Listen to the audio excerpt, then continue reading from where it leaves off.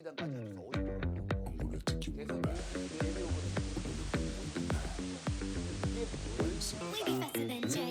좀 도발적인 논평을 할게요. 네. 그때 워낙 못했잖아. 아니, 자유한국당이 일어서기가 진짜 힘들겠다. 솔직히 제 주변에는 자유한국당 지지하는 분이 거의 없어요. 우리 정치합시다를 위해서 멸사mon공. Can't stop, won't stop. Can't stop. 아니 저 네. 정치할 때는 사실 제일 많이 먹는 게 국밥이죠. 국밥. 전국의 웬만한 도시에 제일 유명한 국밥집은 거의 안 가본 데가 없을 것 같아요. 뭐 그리고 선거운동 때 시장통 가면 그건 주는 대로 먹는 것이 다른 방법이 없죠. 뭐 근데 왜 국밥집들을 이렇게 선호하시는 거예요? 그거는 이유가 네. 있어요. 그게 옛날에는 정치인들이 밥을 샀죠. 네.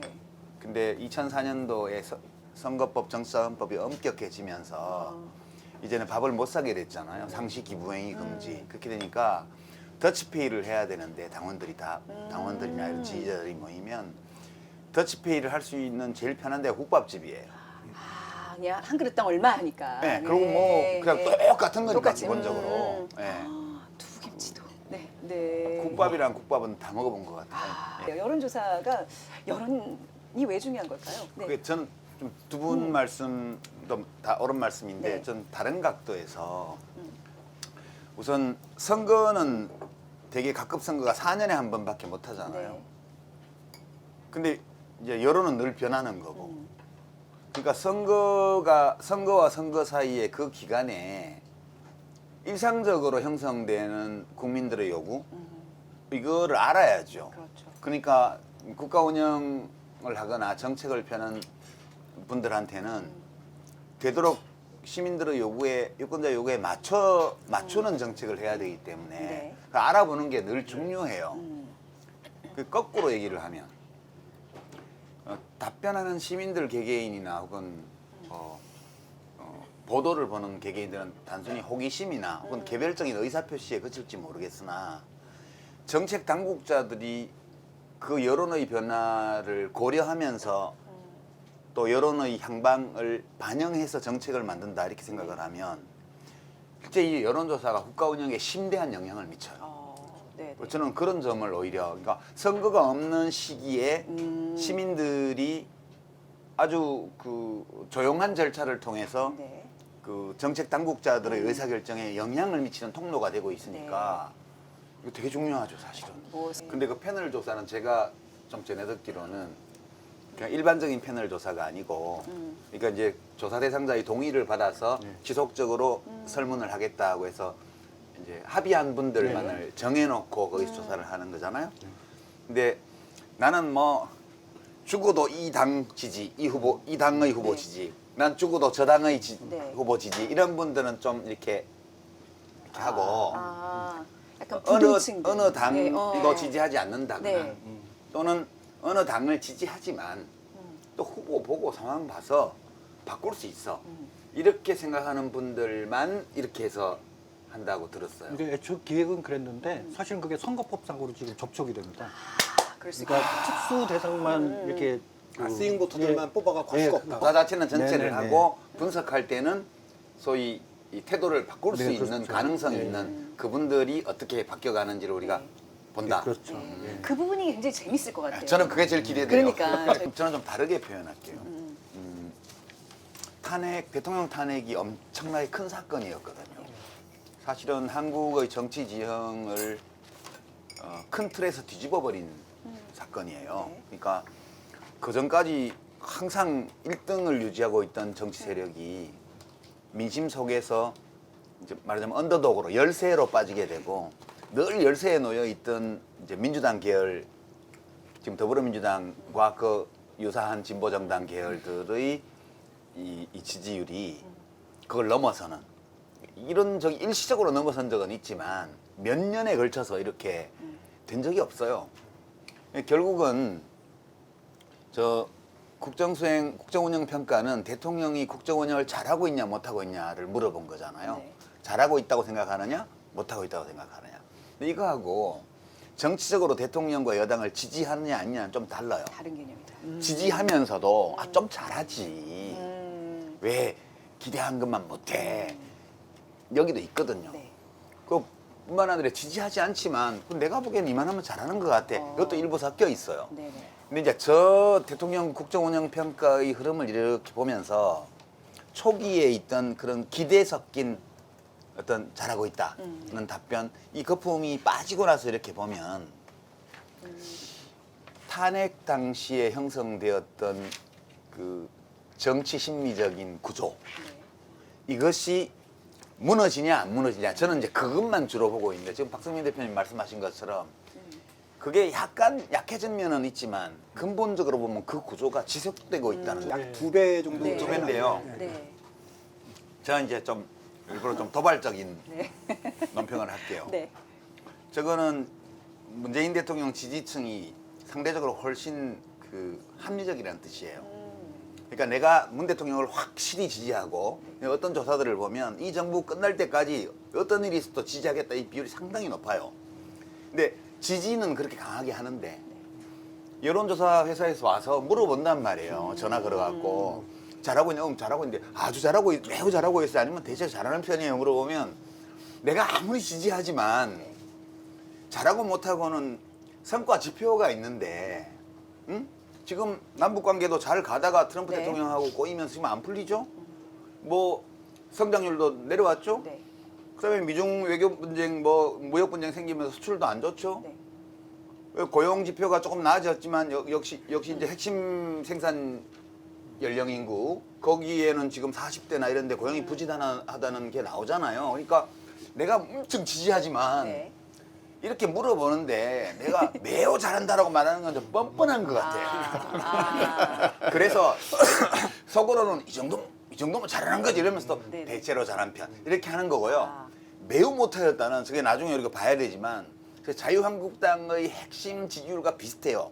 여기는 뭘 해도 갖다 물어도 절대 반대, 네. 매우 못하였다 이렇게 나와요. 지금 저기는 말씀하신 되게 거를 비합리적이에요. 네, 말씀하신 거를 조금 그거는 구체적으로 그거 네. 아, 제가 네. 도발적이라고 얘기했어요. 반박이 되는 게 네, 네. 이명박 정부나 박근혜 정부에도 저 비율은 거의 비슷하게 아, 나와요. 그랬나요? 근데 워낙 그러니까- 못했기 때문에 그때. 그러니까 분야별 근데 평가를 좀 다시 나는 그때 네. 워낙 네. 못했잖아. 솔직히. 아니 지금 뭐 솔직히 하나라도 워낙 잘하는 거 못했지. 있으면 한번 얘기해. 그때보다는 훨씬 잘하지. 우리 분야별 상대적으로 낮은 영역. 얼마나 합리적이에요. 지지하지만 성과가 없는 부분은 또 인정을 해요. 아까 이게 아주 그 중요한 말씀으로 거지. 더 이제 주제 와서 변명할 필요 없어요. 변명 아니고 네. 제 말이 하여튼, 아니, 객관적 아니 그 데이터와 유 작가님은 일치하잖아요. 여론조사를 하면 저 잘하는 편이다 두 번째. 그렇죠. 저도 대체로. 그렇게 답했어요. 양심적으로. 예, 양심적으로. 그리고 일자리 성과가 부족하다. 그래요. 부동산 정책도 왔다 갔다 했다. 이렇게 평가할 것 같아요. 네. 합리적이라니까. 딱 보여주는 거. 아, 근데 해석 잘해야 돼요. 부동산 정책이 저게 이제 분야별 평가가 성과가 어땠냐고 묻는 거잖아요. 예, 정책이 제대로 됐냐 안 됐냐에 대한 질문과는 달라요. 이 정책을 지지하냐 찬성하냐 아니냐와 달라요. 이 업무 평가이기 때문에 성과가 났냐 안 났냐를 물어본 거거든요. 일자리도 소득주도 성장도 다 마찬가지인데 내가 저 정책을 지지하는 경우에도 성과로 안 나타나면 그 부족하다고 얘기를 하는 거예요. 일자리 정책이 저렇게 낮게 나온 거는 대통령 국정수행 지지율보다 더 낮은 거는 이런 방향으로 열심히 하는 거 지지하는데 네. 뭐 미진하지 않냐 결과가 그런 뜻이고요. 부동산 정책은 한쪽에서는 집값이 올랐다고 해가지고 잘못됐다고 얘기를 하고 또 어떤 지역에서는 왜 우리 동네만 안 올라라고 해서 불만이 있고 이 모든 것이 다 중첩된 거예요. 그래서 이제 객관적으로 보면 부동산 정책은 이 투기 지역이나 과열 지역의 이 주택 가격 상승을 막지 못했다. 그거에 대한 평가가 들어 있고요. 그 다음에 좀 지금까지 규제나 이런 것들 때문에 최상권 행사에 제 몫을 못 찾고 있다는 박탈감을 느끼는 분들한테는 저긴 저렇게 오르는데 우리는 뭐야? 이런 상실감을 또 안겨준 측면이 있는 거예요. 그리고 이 초기에 상황을 좀 너무 낙관적으로 봐서 그 약도 적기에 투입을 해야 되는데 자꾸 제 같은 사람은 그렇게 보는 거예요. 왜 멈칫멈칫하다가 네. 타이밍 놓치고 네. 늦게 투입하냐 이런 불만도 다 들어있는 거여서 저 그래프를 보고 그냥 뭐 부동산 정책이 망했다든가 이 정부의 부동산 정책에 대해서 국민이 거부한다든가 이렇게 해석하는 거는 지나치게 단선적이다. 이거는 성과에 대한 평가라고 저는 봐요. 그게 자, 정당 지지율은 어땠을까요? 이거하고 아까 국정수행 네. 지지율 평가하고 그걸 비교해보면 재밌을 것 붙여놓고 같아요. 봐야 돼요. 예, 붙여놓고 봐야 입체적으로 그렇죠. 보여요. 자, 결과를 보면요. 더불어민주당이 43.9, 그래서 자유한국당이 21.2로 나타났습니다. 다른 각도에서 이 정당 지지도 그래프를 좀 해석하고 싶은데요. 우선 제가 정한울 박사님한테 물어보고 싶어요. 저 해석을 어떻게 해야 될지에 관해서. 그 아마 이렇게 해석을 하면 박 교수님은 어떻게 또 저걸 해석할지 좀 궁금해지는데 저는 저걸 어떻게 해석하냐면 이게 맞는지 모르겠어요. 물론 여론조사 시기나 회사 방법에 따라서 많이 편차는 있습니다만 이제 오늘 우리가 보는 이 데이터에서 눈여겨볼 점이요. 더불어민주당 지지율과 정의당 지지율의 합이에요. 이게 50%가 넘어요. 근데 다른 조사들을 보면 대선 예비 후보 지지도 그래서 진보 쪽을 다 합치면 55%가 넘어요. 대부분. 그러니까 저는 문재인 대통령이 뭐 정책 성과가 없는 부분도 많고 아까 국민들도 평가를 부동산이나 일자리 정책이나 이런 것들은 평가를 낮게 했잖아요. 굉장히. 근데 다 물어보면 경제 민생이 제일 중요하다고 또 응답을 해요. 근데 대통령 국정수행 지지율은 50%에 걸쳐 있고 여당 지지율은 저렇게 40% 플러스 마이너스 알파 나오고 더 진보적인 정의당까지 합쳐서 50%를 넘고 대선 예비 후보 지지율은 또 다 합치면 55%가 넘고 이게 뭘 의미할까를 제가 이제 생각해 보다가 혹시 이거 아니야? 2007년도에 박근혜 정부를 대통령을 탄핵을 했는데 그때 함께 책임져야 될 여당이 지금 자유한국당이에요. 근데 국회는 국회는 탄핵할 방법이 없으니까 선거 말고는 정당이나 국회를 탄핵할 수가 없어요. 그러니까 지금 저 박근혜 탄핵 사태에 동등한 거의 반의 책임을 지고 있는 저 당을 네. 저 당까지도 탄핵해야만 탄핵이 완성될 거야 라는 이런 심리가 상당 부분 자리 잡고 있는 게 아닐까 이 지지율 그래프의 기저에는. 그래서 저는 탄핵 민심이 다음 총선 때까지 갈 수도 있겠다.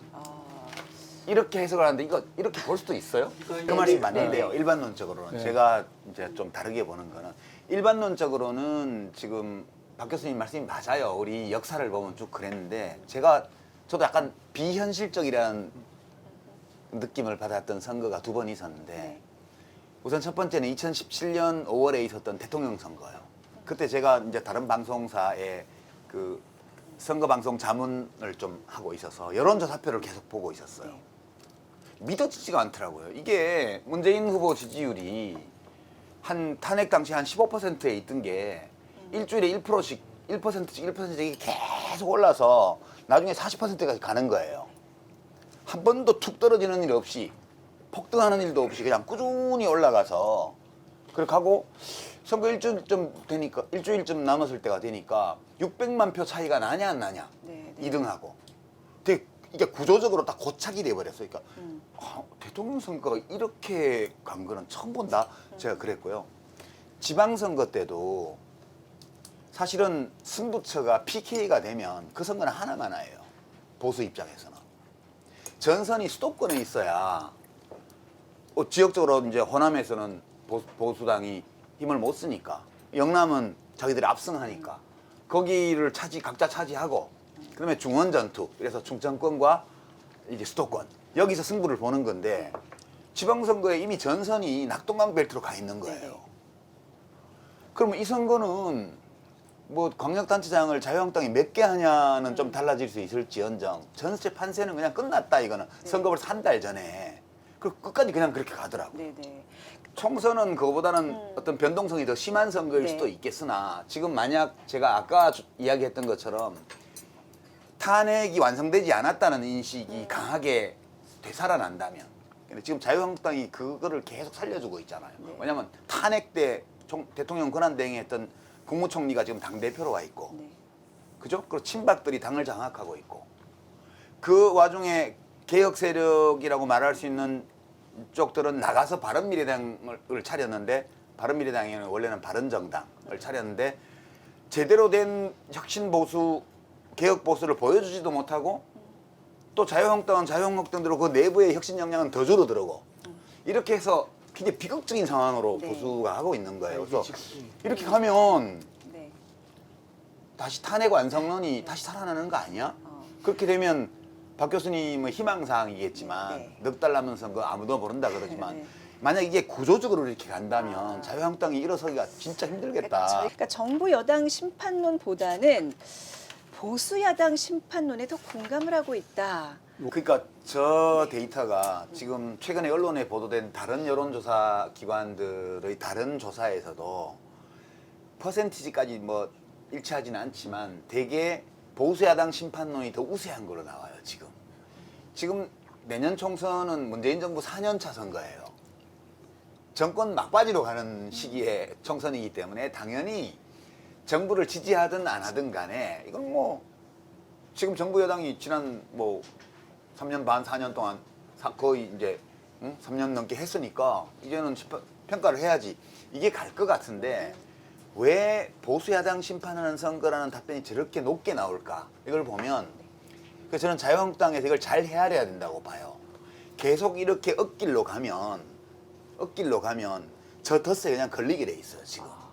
그러니까 탄핵 미완성론이라는 저 프레임에 누가 이거를 뭐 선동해서 그런 게 아니고 자기가 지금 저길로 걸어 들어가고 있는 거예요. 이렇게 보면.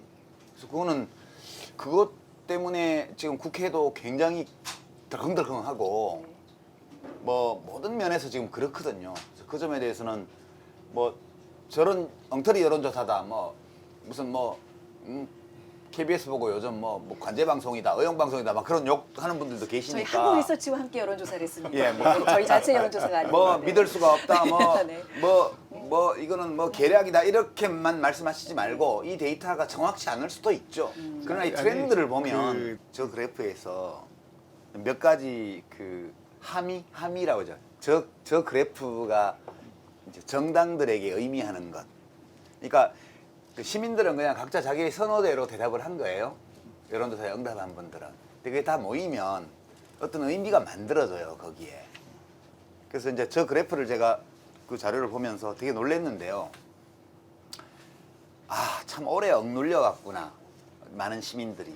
이 정치 제도 때문에 소선거구 제도라는 이 제도 때문에 굉장히 많이 억눌려 갔구나, 사람들이. 이제 어떤 의미냐면 우선 더불어민주당이 저 정당 지지율보다 지역구 투표 의사가 더 적은 건 당연해요. 네. 후보가 안 정해져 있고 그냥 당 후보만 묻은 거기 때문에 저거는 무조건 누가 나오든 그 당 후보를 찍을 사람들이에요. 거기서 일단 자유한국당이 불리하죠. 30.5 대 18.3이에요. 저게 이제 이런 막 고정층인데 양쪽의 고정 지지층의 규모가 1.5배 이상 차이가 나요. 그러니까 다른 정당이 하나도 없다고 생각하더라도 지금 자유한국당이 불리해요. 근데 상당히 많은 지지자들이 누구를 공천하는지 어떻게 공천하는지를 보고 있다는 거예요, 지금 네, 이게. 네, 그렇네요. 네. 네, 그 점을 어, 그 잘 헤아려야 된다고. 더불어민- 자유한국당은 우리 박성민 대표님 네. 말씀처럼 당 지지율하고 지역구 후보한테 투표하겠다는 네. 그 비율이 별 차이가 없다는 거는 얼른 보면 좋아 보이지만 그만큼 평소에 손님을 못 모시고 있다는 뜻이에요. 단골 손님만 오시고 이미 왔다 정해져 갔다 하는 있어요. 손님들은 안 네. 오는 거야. 지금 네. 유동인구가 없이 단골만 오는 식당 비슷해요. 유동인구 없는 동네에 있는. 그래서 좀 경각심을 가지고 봐야 되고요. 네. 제일 재밌는 건 비례투표인데 정당이 비례투표인데요. 12%나 나왔어요. 예, 네, 저게 이제 네. 양쪽으로 의미가 있는 네. 건데 우선 민주당을 선호하는 또는 지지하는 유권자들 중에도 민주당에 완전 만족하지 못하는 유권자가 상당히 많다는 거예요. 그러니까 저는 이거를 이제 더불어민주당 지지층의 좌파라고 봐요. 내가 여러 가지 현실을 감안해서 딱 더불어민주당도 괜찮다고 생각해. 근데 뭔가 좀 10%, 20% 부족해. 그래서 지역구는 그래 뭐 거기는 대체로 자유한국당 아니면 뭐 더불어민주당 후보가 세니까 그 자유한국당 찍어주긴 싫으니까 이제 혼내주고 싶으니까 네. 지역구 표는 내 그래 민주당 후보한테 웬만하면 줄 거야. 근데 비례표는 내가 딴 데 줄래. 딴 데 주고 싶어. 딴 당이 좀 나왔으면 좋겠어. 이 층이 상당히 많다는 거예요. 이게 이제 민주당으로서는 좀 경각심을 가질 필요가 있고요. 받아들일 수도 있죠, 경우에 따라서. 네. 그다음에 정의당 비례투표 비율이 12%가 나왔어요. 저거는 그냥 평소에 정당 지지율 이번 조사에서 된 것보다 5% 가까이 높은 거잖아요. 저게 왜 나왔냐 보면 정의당을 지지하는 사람도 지역구 표는 더불어민주당 후보한테 주려는 사람이 많아요. 왜냐하면 자기가 좋아하는 정당이지만 다 떨어질 거기 때문에. 근데 그런 정의당 지지자들은 자유한국당에 대해서 엄청 비호감이에요. 네. 그러니까 그 자유한국당이 당선되는 게 싫기 때문에 그냥 민주당 후보를 찍어주는 거예요. 근데 그냥 그렇게 하고 비례표는 정의당을 찍어요. 그러니까 저 그래프에 아까 지역구 투표를 민주당에 하겠다라는 건 정의당을 지지하는 사람 표 상당히 들어가 있어요. 후보를 안 봐요. 그냥 찍어주는 거지. 그러니까 실제 민주당 지지층 중에서 민주당의 지역구 후보한테 그냥 찍겠다는 사람은 네. 저거보다 더 적어요. 반면에 민주당 지지층 중에서도 민주당보다는 좀 다른 컬러를 가진 새로운 진보 정당의 출현을 기대하는 유권자가 꽤 네. 많다는 거예요. 그래서 저것 때문에 민주당이 우리 표를 뺏긴다 이렇게 생각하면 안 돼요. 지금 이 소선거구 제도 때문에 과분한 지지를 지역구 선거에서 받아온 게 확인되는 거거든요. 그래서 저는 정의당뿐만 아니라 네. 녹색당도 진입장벽을 넘을 가능성이 생겼다고 봐요. 사람들이 비례표를 찍을 때 이제 부담이 없어요. 이게 비례표 찍어주면 네. 그 비례표 찍은 만큼 50%라도 연동이 돼서 만약 연동형 비례제가 통과된다면 네. 그러니까 가감없이 찍어주는 거고 제가 볼 때는 소수 정당들이 비례표에서는 약진할 가능성이 생겨요. 그리고 이제 이게 장기적으로 이렇게 가게 되면 한국 정치의 아주 완강했던 양당 구도가 다 허물어지지는 않겠지만 네. 한쪽 구석들이 좀씩 깨질 가능성들이 네, 네. 이제 보인다. 저는 저 세 번째 거를 꼭 저게 네. 정의당이 아닐 수도 있어요. 저 12%가. 네. 다른 정의당 말고도 선택할 만한 다른 신생정당이 생기면 글로 갈 수도 있는 표예요. 근데 이제 20대 남자는 각종 여론조사를 보면 뚜렷이 20대에서 제일 뚜렷하게 남녀 간의 차이가 나요. 근데 그거는 그 이제 표현이 약간 저는 다른 표현을 쓰는데 20대 남자들이 자기를 약자라고 생각은 안 해요. 근데 어떤 심리가 있냐 하면 사실 지금 남성 중심의 또는 성차별적인 각종 제도 관습 이런 걸 다 만들어 놓고 기득권을 쥔 거는 아저씨 할아버지들이에요. 전부 다. 네. 자기들이 만든 게 아니에요 이게. 그리고 자기들은 이게 좋지 않다는 것도 생각해요.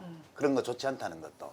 근데 자기들은 자랄 때 되게 저출산 시대에 나서 자랐기 때문에 남녀 차별 같은 거 집에서도 그렇게 심하게 안 겪었고 학교에서는 더더군다나 선생님들은 대부분 여자 선생님들이 많고 여자 선생님들은 질서정연하게 잘 행동하는 여자애들을 좋아하고 챙겨주고 네. 남자애들 좀 막 네. 나대면 네. 오히려 좀 남자애들을 좀 네. 구박하는 듯한. 네, 말썽쟁이 취급하고 항상 예, 트러블 그러니까 메이커 집에 와서 네, 네. 남자애들이 네. 우리 선생님이 성차별했다고 얘기할 때 맞아요, 네. 남자애들을 차별한다고 얘기하는 네. 경우가 더 많아요. 네, 네. 그러니까 이제 그렇게 해서 공부도 요즘은 보면 막 여학생들이 더 시험은 더 잘 보는 경우도 성적은 많고. 더 좋더라고요. 네. 그래서 자기들이 지금 20대가 됐는데 자기들은 아직 노동시장에 본격 진입도 안 했거나 막 진입했는데 남자라고 해서 특별히 무슨 혜택을 누리거나 이런 게 없는 데다가 군대도 가야 군대도 돼요. 가야 되고. 그런데 나오니까 뭐 페미니즘, 뭐 성평등 하면서 남자들이 기득권자 가해자인 것처럼 막 도매금으로 하니까 네. 좀 억울할 수밖에 없죠 이게. 네, 네. 그러니까 이제 그런 거에 대해서 왜 너무 이렇게 우리 책임도 아니고 내가 하지도 않았고 내가 그걸 지금 누리는 것도 아니고 나도 그런 거 차별은 좋지 않다고 생각하는데 맨날 남자를 나쁜 놈 취급하고 이런 분위기가 조성이 있는 것 되니까 같네요. 네. 섭섭하고 좀 화도 좀 나고 예. 억울하기도 하고 그렇잖아요. 그렇죠. 이제 그런 네. 게 좀 반영된 거라고 봐요. 그대들이 억울한 거는 네. 공감이 돼요. 제가 생각하기에 그래요. 지금 20대 남자들이 억울함을 느끼는 거는 저도 일리 있다고 봐요. 예, 그런데 이제 지금 약간 오랜 성차별, 제도화된 관습화된 성차별에 저항하고 그걸 뒤집어 엎는 그런 움직임이 막 네. 표출됐기 때문에 약간은 혁명적인 상황이거든요. 박 교수님 너무 아름답게 표현을 하세요. 꼰대 얘기하고 싶은데 그렇지. 그냥 젊은 사람들이 보면 자유한국당 그냥 꼰대예요, 꼰대. 매도가 아니고 아, 네. 딱 꼰대로 보인다니까요, 그냥. 교수님은 꼭 그렇게 품격 있게만 말을 해야 돼요? 네. 그러니까 이런 악역은 나한테만 맡기고 아, 내가 그 얘기 하려고 그러는데 또 튀어나와갖고 아니, 내가 한참 기다렸어. 그 말 나오라. 어떤 문제를 해결하기 위해서 그런 노력이 더 필요한 거고. 네. 근데 저는 좀 다르게 보는데요.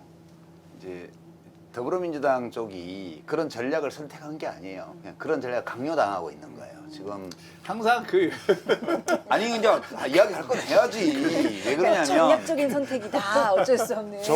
조국 사태라는 게 저는 이제 검난이라고 얘기를 했다가 이제 비난도 많이 받았는데 검난 맞아요. 그러니까 지금 윤석열 총장이 민주당 지지층을 총궐기시키고 있어요. 지금 우리가 대통령을 뽑아놨는데 이제 청와대가 모든 업무를 할 때 윤 총장이 알면 나 감옥 보낼지 몰라 이렇게 들어오며 떨면서 일을 하라는 거 아니에요. 그죠?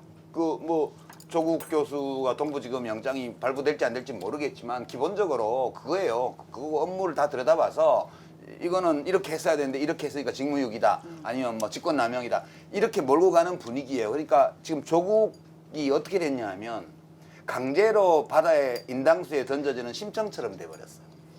아버지 눈뜨게 하려고 자기가 뛰어내린 게 아니에요. 공양미 300석에 목숨을 팔고 아버지 눈뜨게 하려고 한 게 아니고요. 그냥 강제로 검찰에 의해서 인당수에 던져진 거예요. 이제 그거를 보면서 조국이 얼마나 잘못이 있든 뭐 그 가족이 어떤 잘못이 있든 그거는 재판을 해봐야 알겠지만 이거는 아니다.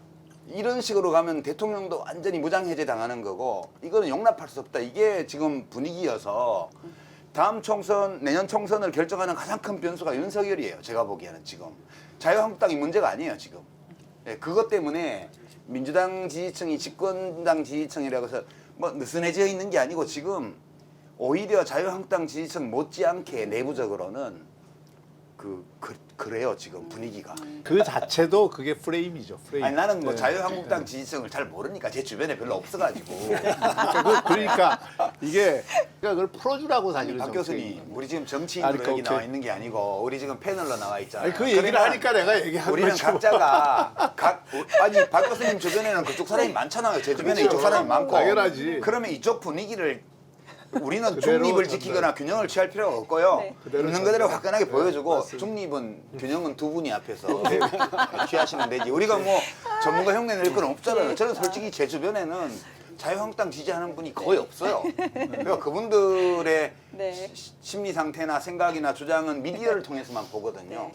박 교수님도 마찬가지일 거 아니에요. 그러니까 우리 주변 사람들의 어떤 분위기나 이런 거를 충실히 대변하는 쪽으로 우리 역할을 네. 아이 좋은 인상 만들려고 하지 말고 우리 정치학습자를 위해서 멸사봉공 써보고. 네. 세대로만 네. 봐서는 잘 알 수 없고요. 사실은 세대별로 투표율이 어떻게 되느냐도 이제 의미를 가지는 것은 세대마다 정치 성향이 달라서 그러는 거잖아요. 근데 지금 투표율과 관련해서 이렇게 보면 이제 과거에는 뭐 캠페인을 하고 뭐 저명 인사들 들어가서 뭘 하고 뭐 이런 것이 효과가 있으리라고 생각을 했어요. 지금은 다 뉴미디어예요. 네. 사람들이 밖에서는 포착이 안 되는 네트워크를 통해서 이것들을 하고 있거든요. 그러니까 지금 우리의 아주 그 소소한 일상들이 아주 다양한 정치적인 의사소통과 정치행위로 채워져 가고 있어요, 지금. 그래서 이 투표율은 저는 이제 어떻게 예측을 하냐면 21세기에 들어와서 총선 투표율 중에 제일 높았던 때가 네. 2004년 17대 총선 노무현 대통령이 탄핵당해 있는 직무정지돼 있는 상황에서 치른 그때가 제 기억에 60%를 넘은 유일한 경우였어요. 아, 그러네요. 그거 빼고는 한 번도 그 60%를 못 넘겨봤어요. 그랬군요. 근데 저 때보다 유리한 것은 사전투표 제도가 넓게 도입됐다는 것이 이제 제일 큰 차이고요. 두 번째는 정치 효능감 문제인데 지금 말씀하신 탄핵 때는 이게 있었어요. 선거에서 열린우리당을 압승을 시켜야 헌법재판소에서 탄핵을 기각할 거다. 이게 그 탄핵을 반대하던 그 시민들 사이에서는 보편적인 생각이었어요. 그래서 되도록 투표를 많이 하자고 해서 많이 나갔거든요. 그럼 사람들이 내년 총선에서는 네. 뭘 가지고 주변을 설득할 거냐. 그래서 검찰개혁 이런 이슈는 사람들이 많이 관심을 가진 이슈는 아니에요. 정책적으로는. 근데 정치적으로 보면 그게 지금 여야 간의 갈등의 중심축이 돼 있어요. 그래서 저는 검찰이 계속 폭주할 거고 앞으로도 이렇게 검찰권을 굉장히 무절제하게 남용할 거라고 봐요. 그리고 그것이 자유한국당에게는 되게 좋지 않은 방향으로 정치적 효과를 선거에서 낼 위험성이 있다. 자유한국당 입장에서 보게 되면. 그래서 맨날 고소고발하고 툭하면 청와대 여당 관계자들 검찰이 고발해요. 네. 그럼 검찰은 수사를 해요. 이 메커니즘을 지금 자유한국당이 단기적으로 약간 꿀 빠른 효과가 있어서 하는데 이게 독될 거다 저는 그렇게 봐요. 네. 그게 투표율을 올리는 잠재적인 요인이 얼마나 갈지는 몰라도. 네. 그러니까 네. 제가 한마디만 네. 첨언을 하면 사실 고정 지지층은 되게 중요하긴 해요. 고정 지지층이 더 두꺼운 정당이 그렇지 않은 정당보다 선거에서는 무조건 유리하거든요. 근데 그 고정 지지층이 아예 50%를 넘어선다면 모를까. 그렇게까지는 안 되기 때문에 거기에 소위 유동층, 부동층의 표심을 또 잡아야 돼요. 이걸 언론에서는 집토끼, 산토끼 이런 그렇죠, 그렇죠. 개념을 네, 쓰는데 좀 모욕적인 표현이죠. 그래서 고정 지지층을 관리하는 것은 매우 중요하지만 평소에 선거 때는 그것만으로는 이길 수가 없기 때문에 이 유동층을 잡기 위한 정책, 인물, 뭐 그다음에 슬로건, 전략, 전술 이런 거 모든 게 다 선거에서 동원이 돼요. 그래서 일단은 이걸 하려면 우리 고정 지지층이 얼마나 되고 그다음에 우리를 지지할 가능성이 있는 사람이 얼마나 되냐 이거를 우선 판단하는 게 각 정당에서는 되게 중요하더라고요 보니까. 예. 또 우리나라가 보면 이제 나라마다 저 고정 지지층과 이제 유동층, 부동층의 구성비가 뭐 시대마다 나라마다 다 다른데 이게 정치학자들은 그렇게 얘기를 하더라고요. 그 유동성이 너무 높아도 안 좋고 너무 낮아도 안 좋다. 네. 그러니까 고정 지지층이 형성되는 거는 여러 요인이 있는데 이념도 있고 또 지역도 있고 뭐 세대도 있고 여러 이유로 고정 지지층이 형성이고 나머지 부동층이 되는데 이 유동성, 모빌리티, 정치적인 유동성이 너무 높으면 정당이 다 비슷해져 버린대요. 네. 이슈 하나에도 막 확확 움직여 다니니까. 그래서 정당들 사이에 구분이 안 되게 된대요. 이제 고정 지지층 비율이 너무 높으면, 유동층이 너무 없으면, 그러면 정당들이 다 자기 가고 싶은 대로 다 가서 통합이 안 된대요, 사회가. 그래서 적정한 수준의 고정 지지층과 적정한 수준의 유동층이 있을 때 정당들이 약간의 안정감을 가지고 생존하면서도 네. 동시에 이제 당의 선거 승리를 확률을 높이기 위해서 유동층을 염두에 둔 정책 차별화를 좀씩 한다는 거예요. 근데 저는 제가 생각했던 것보다 유동층 비율이 물론 후보를 봐서 공천이 되면 그때 결정하겠다는 거 포함한 거지만 굉장히 높아요. 굉장히 높죠. 예. 정당들이 긴장해야 될 거 아니에요. 저는- 그러니까 요약해 보면 주거, 교통, 교육, 안전, 일자리. 취업. 그게 실제로 어느 지역 가나 우선순위의 차이는 좀 있겠지만 서울은 정말 팔도에서 온 분들이 다 모여서 사는 이주민의 도시잖아요. 네. 서울 토백이는 거의 없고 다 이주민의 도시인데 짧은 기간에 이제 지금 인구가 줄어들고 있지만 굉장히 빠른 속도로 인구가 늘어났던 지역이기 네. 때문에 도시 생활 문제가 많죠. 출퇴근 오래 걸리고 집값 비싸고 차 싱싱 달려갖고 애들 내보내기 불안하고 교육 둘러싼 경쟁 치열하고 학원도 뭐 엄청 서울이 제일 많죠. 압도적으로. 이제 그런 실생활에서 겪는 애로를 사실 어느 선거에 물어도 대통령 선거든 국회의원 선거든 시장 선거든 뭐 시의회 선거든 모든 각급 선거에 대해서도 물어보면 다 똑같은 답이 나올 거예요. 사실은 근데 내년은 총선이라 뭐 국회에서 입법을 해야 되는 것들도 있긴 하지만 사실은 지방자치단체의 지방행정 차원에서 좀 더 강화돼야 될 문제들도 많은 것 같고요. 네. 근데 저 요구들 중에서 입법이 필요한 공약들을 아마 각 정당이나 후보자들이 다음 총선에서 갖고 나오지 않을까 그렇게 짐작이 돼요. 거의 반반에 근접할 정도로. 그럼요. 그 정당 득표율은 거의 비슷한데 네. 이게 지역구 선거에서는 더불어민주당이 아닌 당을 지지하는 유권자들이 표를 더불어민주당 후보한테 몰아주는 거예요. 그 정당 득표율 차이는 1, 2%밖에 안 나는데 의석 차이는 2배씩 벌어지는 거예요, 이게. 네. 그러니까 지금까지 아까 박성민 대표님이 모두에 말씀하셨지만 네. 우선 보수당이 그 강자고 그 반 한나라당 뭐 반민자당 반 한나라당 반 새누리당 뭐 이 반신한국당 되게 그렇게 선거 구도가 짜여서 이쪽들이 연합을 잘하면 선거가 해볼 만하고 이쪽이 찢어져 있으면 선거를 그냥 지고 이랬단 말이에요. 근데 지금은 그게 아니고 서울이 전통적으로 그 정당 득표율 차이는 별로 없어도 지역구 선거는 민주당 쪽이 많이 이기는 이제 선거인데 지금은 정당 지지율마저 차이가 크게 나는 상황이어서 네. 정말 특단의 어떤 도전 네.